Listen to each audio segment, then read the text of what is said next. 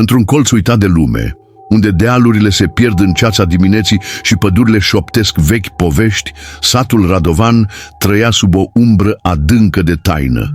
A fost odată un sat vesel, cu oameni buni și curajoși care își trăiau viețile în armonie.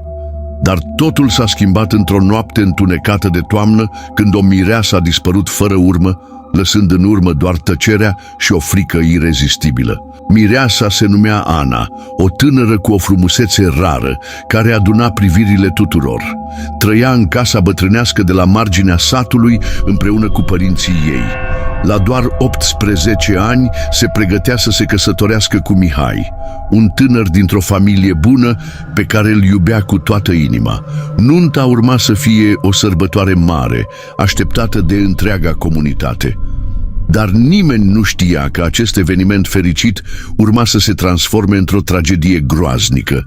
În ziua nunții, tot satul era adunat în jurul bisericii, iar mireasa era pe cale să-și jure dragoste veșnică.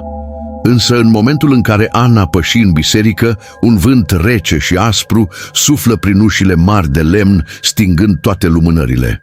Cei prezenți au simțit o fior în aer, dar au crezut că este doar un semn al vremii tulburi. Însă, pe măsură ce ceremonia avansa, o senzație stranie plutea deasupra tuturor. Când preotul ajunse la cuvintele de jurământ, Ana dispare din fața altarului. Nimeni nu o mai vede. Mihai, panicat, începe să o caute printre invitați, dar fără succes, alergând afară, în pădure, prin câmpuri, dar totul era în zadar. Mireasa dispăruse. Timpul trecea, dar nimeni nu găsea vreo urmă a Anei. La început, satul a început să vorbească, unii susținând că Ana fusese răpită de o entitate malefică, alții crezând că a fugit dintr-o panică, copleșită de responsabilitatea căsătoriei. Însă, în noaptea aceea, pe măsură ce cerul se întuneca complet, satul Radovan începea să simtă prezența unei forțe nevăzute. La o săptămână după dispariția miresei, lucruri ciudate începeau să se petreacă în sat. Oamenii povesteau că au auzit pași pe drumuri pustii, dar nu erau nimeni în jur. Unii s-au trezit în mijlocul nopții, văzând o siluetă albă mișcându-se printre feronerie veche și pe câmpuri. Se spunea că Ana bântuia acum o umbră a unei fete nefericite care nu găsise liniște. Pe măsură ce zilele se transformau în luni, legătura dintre sat și mireasă devenea tot mai profundă, ca și cum însăși pământul respira durerea și neliniștea ei. Un grup de tineri curajoși, hotărâți să afle adevărul, se adună într-o noapte pentru a explora pădurea de la marginea satului, acolo unde se zvonea că Ana fusese văzută pentru ultima dată. Printre aceștia se afla și Mihai, tânărul care încă o căuta cu disperare. Când pătrunseră adânc în pădure, un vânt rece le șuiera în urechi, iar copacii păreau că vor cădea peste ei. Deodată, în fața lor, o lumină slabă se aprindea în mijlocul întunericului. Într-o lumină palidă și strălucitoare, o siluetă apăruse din ceață. Era Ana, dar nu mai era ce fusese. Ochii ei erau goi, fără viață, iar pielea îi se transforma în alb pur, ca un cadavru recent ieșit din groapă. "Mihai!" strigă ea cu o voce slabă care suna ca un ecou pierdut. "Mihai, m-ai părăsit, m-ai lăsat singură." Mihai, îngrozit, încercă să se apropie, dar o forță nevăzută îl împinse înapoi. În jurul lor, pădurea începea să vibreze, iar umbrele păreau să prindă viață. Mărturiile lor despre ce se întâmplase devin din ce în ce mai înfricoșătoare pe măsură ce aceștia continuă călătoria lor în pădure. Ana nu era o simplă apariție, era o entitate blestemată, prinsă între două lumi, o mireasă nefericită care nu își găsise niciodată liniștea. Pentru a o elibera, cei care rămâneau în fața acestei entități trebuiau să descopere taina ascunsă a dispariției sale și să plătească prețul adevărului. În acest cadru înfricoșător, povestea continuă, cu fiecare pas făcându-i pe tinerii curajoși să descopere tot mai multe secrete întunecate ale satului și ale miresei. Cei care se aventurau în pădure erau fie dispăruți, fie bântuiți pentru tot restul vieții lor. La final, adevărul descoperit nu va aduce nicio alinare, ci doar o revelație sinistră despre iubire, trădare și blestemul care a căzut asupra Radovanului. După întâlnirea cu Ana în pădure, grupul de tineri rămase profund tulburat, dar și cu un simț al urgenței care nu le permitea să se oprească. Mihai, tremurând, a încercat să-și adune gândurile, în timp ce restul grupului stătea tăcut, aproape hipnotizați de acea prezență malefică. Ana, sau ceea ce părea a fi Ana, dispăruse la fel de repede cum apăruse, lăsând în urma ei doar o amintire de groază și o tăcere apăsătoare. Cei 4 tineri, împreună cu Mihai, nu aveau de ales decât să o urmeze pe Ana mai departe, atrași de o forță nevăzută care îi împingea înainte, în adâncul pădurii. Știau că nu vor putea trăi cu ei înșiși, știind că au văzut-o pe mireasă. Pădurea devenea din ce în ce mai densă, iar copacii păreau să se adâncească într-un întuneric negru ca smoala. Pe măsură ce înaintau, se auzeau tot mai multe sunete neliniștitoare, foșnet de crengi, pași grăbiți, dar niciun om nu se afla acolo. Aerul se îngroșa, iar fiecare respirație părea mai grea decât ultima. Deodată, un răget înfiorător străbătu noaptea, ca o voce pierdută din adâncuri. "Asta nu este Ana!" șopti unul dintre tineri, Andrei, cu voce tremurândă. "Nu este ea! Nu știi ce spui!" răspunse Mihai cu o voce tăcută, dar hotărâtă. "Este Ana, nu poate fi altcineva, trebuie să o aducem înapoi." Au continuat să meargă, iar mirosul de pământ umed și mucegai pătrundea adânc în pielea lor. Când ajunseră la o poiană, un loc izolat, unde lumina lunii pătrundea greu printre crengile copacilor, au descoperit o fântână adâncă și veche, ascunsă de vegetația sălbatică.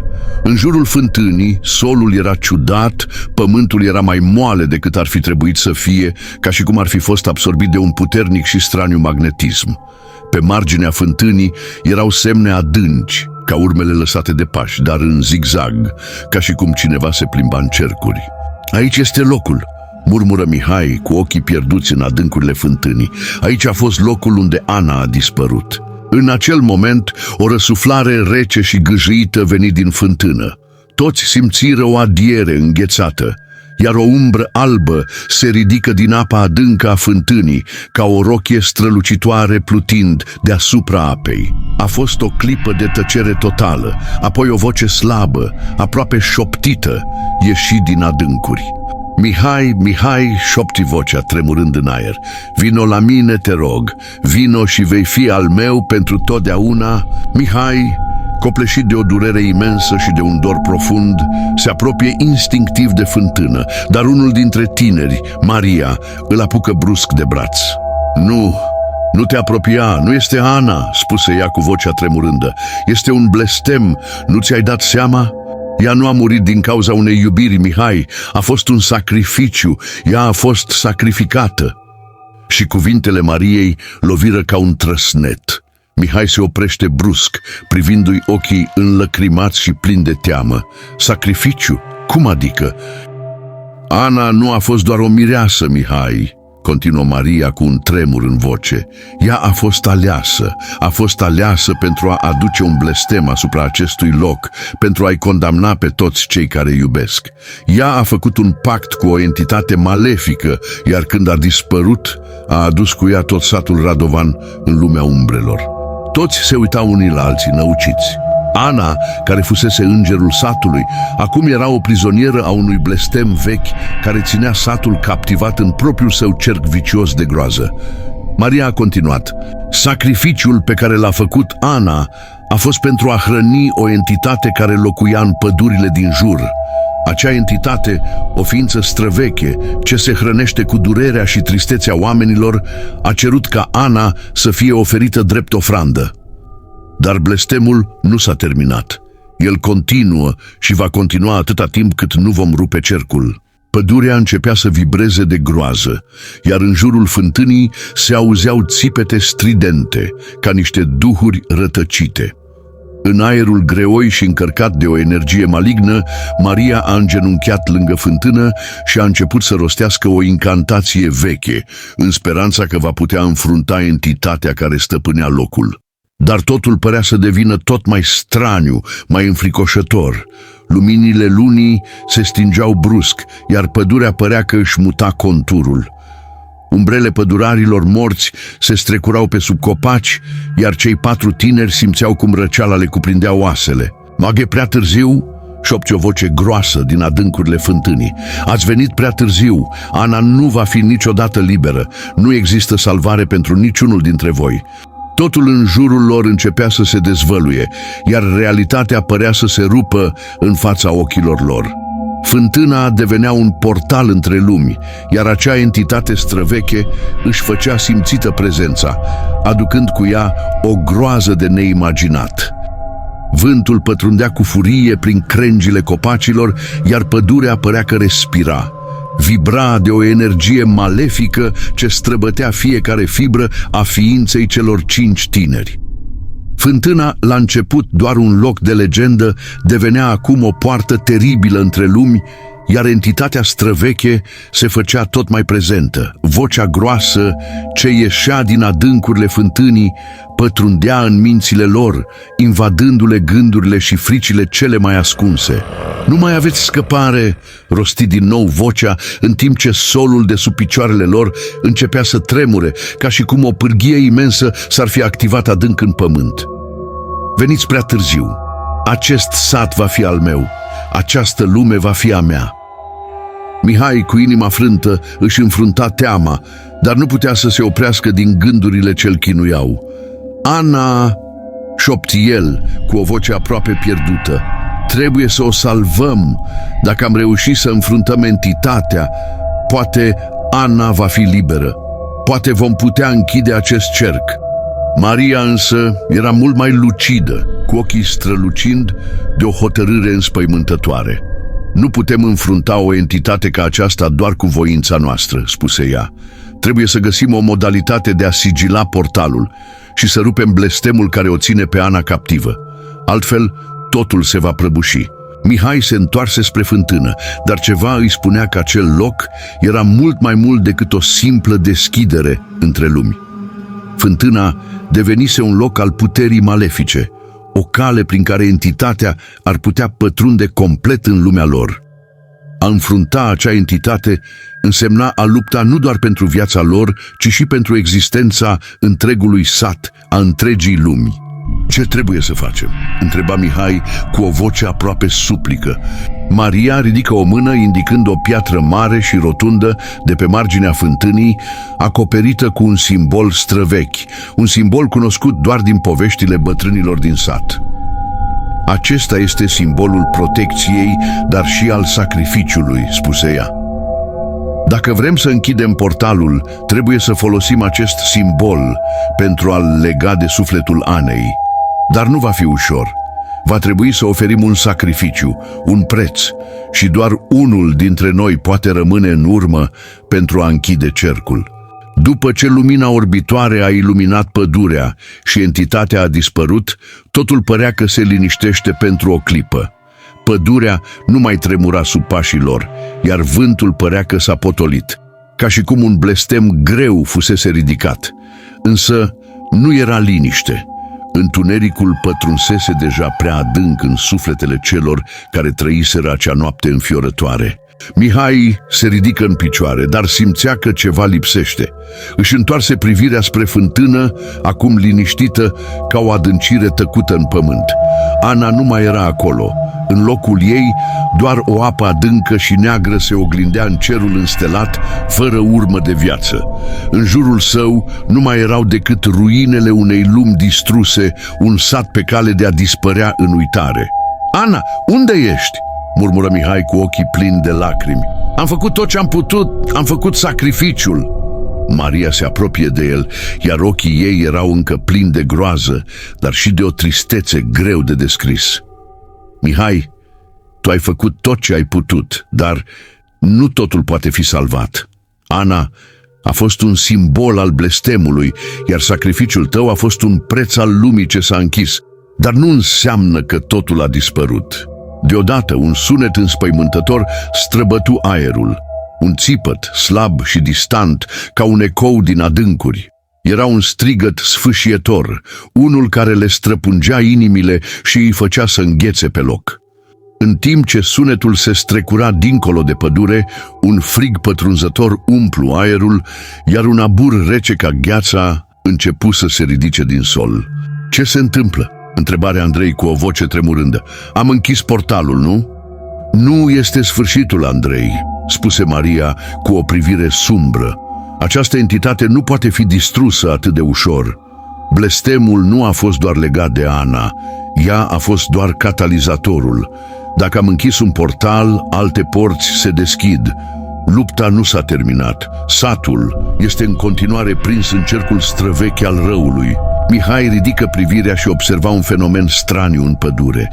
Dincolo de umbra copacilor, în depărtare, o lumină palidă strălucea slab. Era ca o flacără ce nu se stinge, o lumină care părea să se miște, să se apropie din ce în ce mai mult. "Ce este asta?" întrebă Mihai, bătând din palme și strigând în aerul greu. "Nu ar trebui să fim aici," răspunse Maria cu vocea tremurândă. "Cineva sau ceva încearcă să ne atragă. E periculos." Fără avertisment, o umbră imensă se ridică din pământ, crescând rapid și contopindu-se cu lumina palidă ce venea din pădure. O entitate mai mare decât tot ce văzuseră până atunci, cu coarne uriașe și ochi strălucind ca focul, apăruse înaintea lor. Părea să fi ieșit direct din adâncurile iadului, purtând cu sine răsuflarea unui infern încă nedescoperit. "Ați închis doar un portal, dar altele se deschid," răsun vocea, iar ecoul acesteia pătrundea adânc în inima fiecăruia dintre tineri. "Nu există scapare. Acum sunteți prizonierii aceleași lumi, una plină de umbre și de groază, o lume care va ceda în fața dorințelor mele." Maria a început din nou să rostească cuvinte de protecție, dar cuvintele păreau inutile în fața forței uriașe ce se ridica în fața lor. Entitatea se apropia, iar pădurea tremura de un zgomot infernal, ca și cum toată natura se răscoală împotriva lor. "Este imposibil!" strigă Andrei, simțind cum frica îl cuprinde. "Am făcut tot ce trebuia. Cum este posibil ca acest blestem să nu fi fost rupt?" "Nu totul a fost spus," murmură Maria cu o tristețe adâncă în voce. "Ana nu a fost un simplu sacrificiu. Ea a fost aleasă să păstreze echilibrul între lumi. Dacă blestemul a fost ridicat fără ea, nu vom putea înfrunta ce vine." Mihai, conștient de ce se întâmpla, se îndreptă spre fântână. Își aminti cu durere de momentul în care Ana a fost sacrificată, de iubirea lor și de toate promisiunile făcute. Voia să o aducă înapoi, dar știa că nu mai era posibil. Lumea în care trăiau și lumea umbrei nu puteau coexista fără un preț. "Trebuie să înfruntăm realitatea," spuse el cu glas tremurând, dar hotărât. "Dacă Ana nu mai este, trebuie să continuăm. Trebuie să înfruntăm ceea ce a rămas și să protejăm ceea ce mai este din acest sat." În acel moment, lumina palidă s-a intensificat, iar entitatea a ridicat o mână gigantică spre ei. "Părinții voștri au trăit în frică, copiii lor vor muri în frică, iar satul vostru va fi doar o amintire a unei lumi pierdute." Toți simțeau cum întunericul îi cuprindea, dar Maria, cu o putere neașteptată, se ridică și rosti un ultim blestem, un ultim cuvânt de apărare. "Nu voi permite ca blestemul să continue. Va trebui să pierdem totul pentru a câștiga o șansă de a înfrunta umbra care ne bântuie. Vom face orice, dar nu vom ceda." În jurul lor, lumina se stinge brusc, iar un urlat de groază se ridică din adâncuri, făcându-i pe toți să simtă că lumea lor se destramă. În acel moment se deschise un alt portal, mai adânc și mai îngrozitor decât primul. Lupta nu se încheiase. Întunericul și groaza străvechi și nemuritoare erau încă acolo, așteptând să înghită totul. Și deși speranța părea pierdută, în inima tinerilor ardea încă un mic foc de rezistență. În acele momente când lumina se stinsese și entitatea strigase la ei, Toți simțeau cum lumea întreagă se prăbușește în jurul lor. Pădurea era acum o masă de umbre, un loc de tăcere apăsătoare și frică. Aburul rece, înghețând aerul, le pătrundea în plămâni, iar pământul sub picioare tremura ca și cum ar fi fost pe cale să se deschidă într-o prăpastie fără fund. Mihai, cu ochii larg deschiși și plini de disperare, privi spre Maria și Andrei. Nu mai erau doar tineri care căutau să înfrunte o legendă. Acum erau luptători, prizonieri ai unui destin nemilos, cu viața satului și cu propriile lor destine în joc. Trebuie să ajungem la fântână, spuse Maria cu o hotărâre în glas. Acolo este cheia pentru a înfrunta această entitate. Dacă blestemul s-a dezvăluit în acest mod, atunci în fântână se află și ultima speranță. Dar cum? Întrebă Mihai cu o voce tremurândă. Cum putem înfrunta o putere ca aceasta? Nu am înfruntat doar o umbră. Asta este o luptă cu tot ce știm și cu tot ce am trăit. Maria privi spre fântână.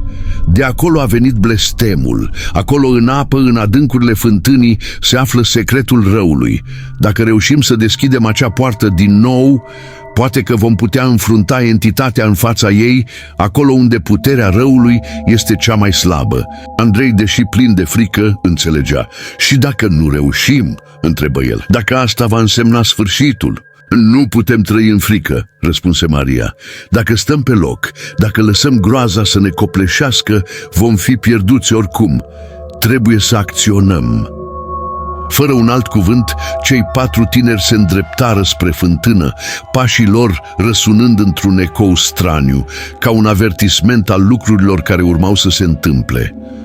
Pădurea părea acum ca o fântână adâncă de umbre, iar vântul adia cu o forță năucitoare. Pe măsură ce se apropiau de locul unde fântâna stătea în picioare, în mijlocul unui cerc strâmt de copaci bătrâni, un miros de pământ umed și mucegai le pătrundea adânc în nări.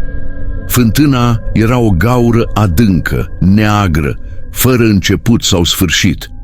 Pe marginea ei, o piatră masivă cu aceleași simboluri străvechi încă mai strălucea slab. Însă acum, în jurul său, ceva părea schimbat.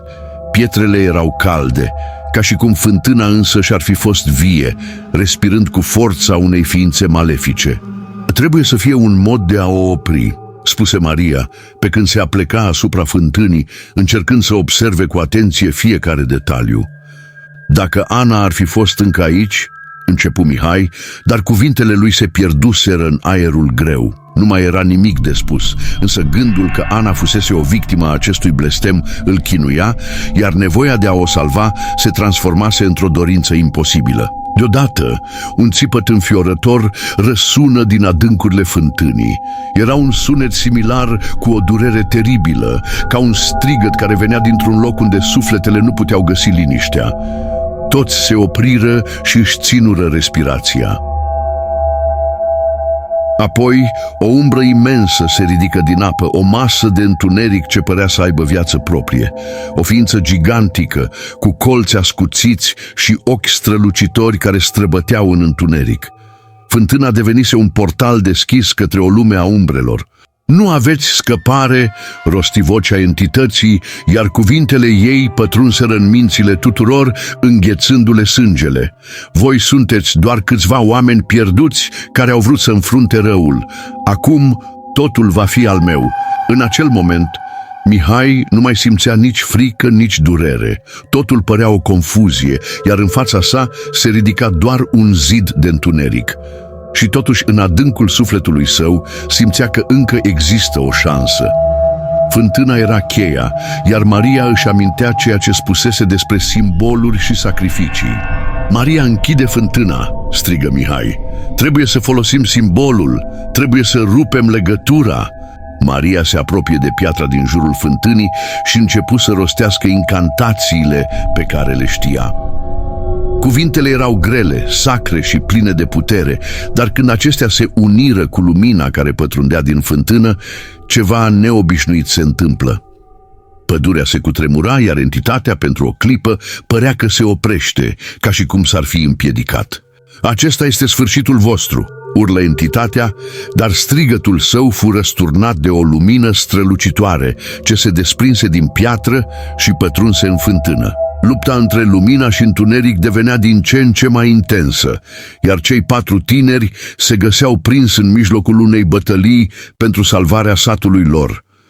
Lumina acoperi fântâna, dar și entitatea părea că se adaptează, luptând împotriva acesteia.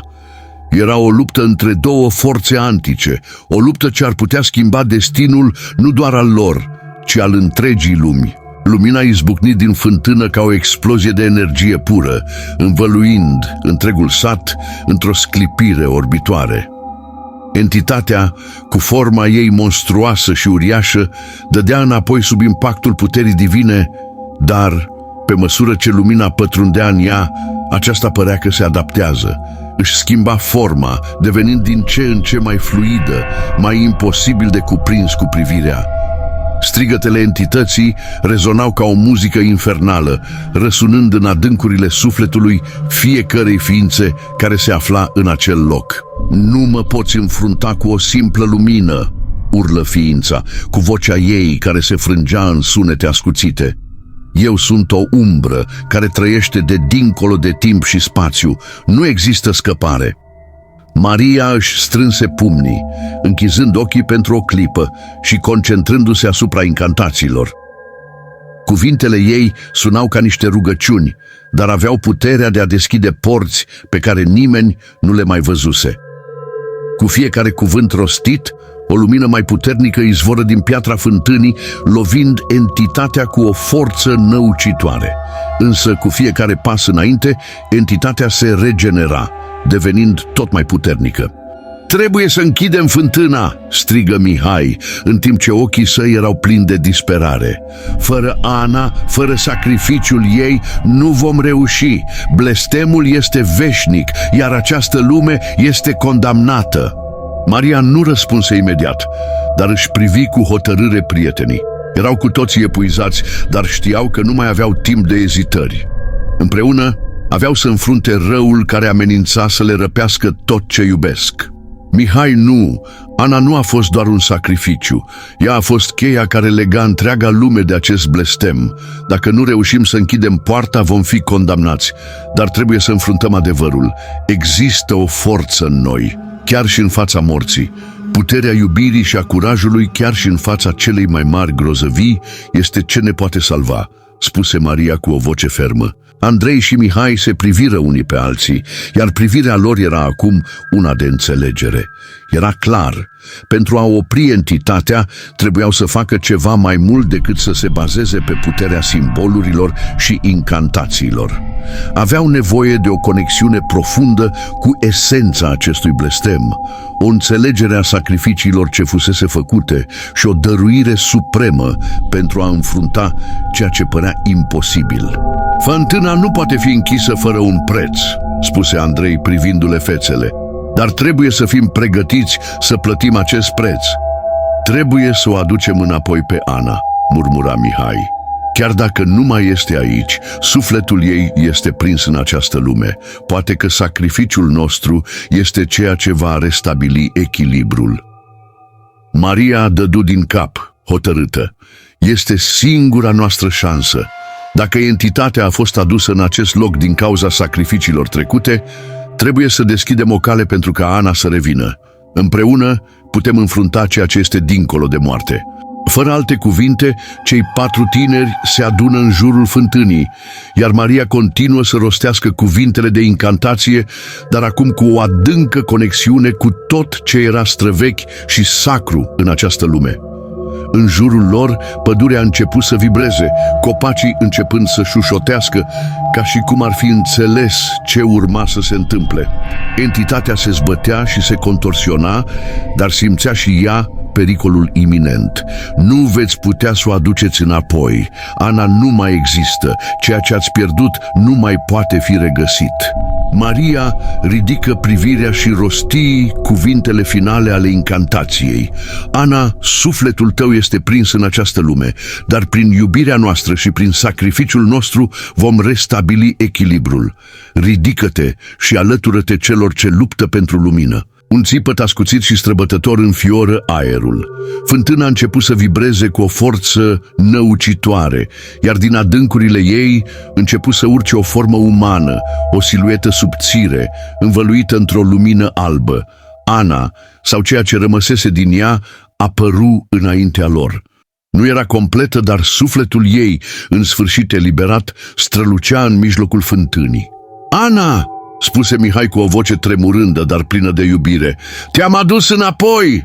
Ea privi în jur cu ochi goi, iar o adâncă tristețe pătrunse în sufletele celor din jur. Nu sunt întreagă, murmură Ana, cu o voce abia auzită. Dar mulțumesc, mulțumesc că ați luptat pentru mine.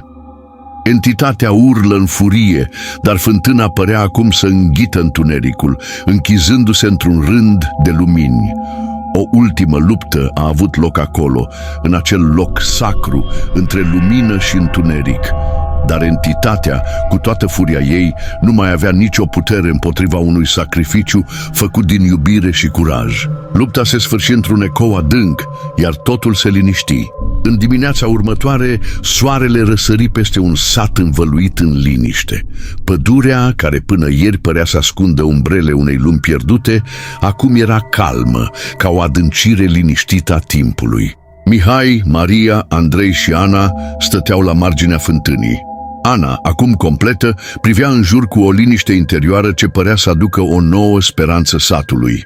Blestemul fusese în sfârșit ridicat. Am câștigat, spuse Mihai cu o adâncă ușurare în voce. Dar nu am făcut-o singuri. Sacrificiul Anei și curajul nostru au fost cele care ne-au salvat.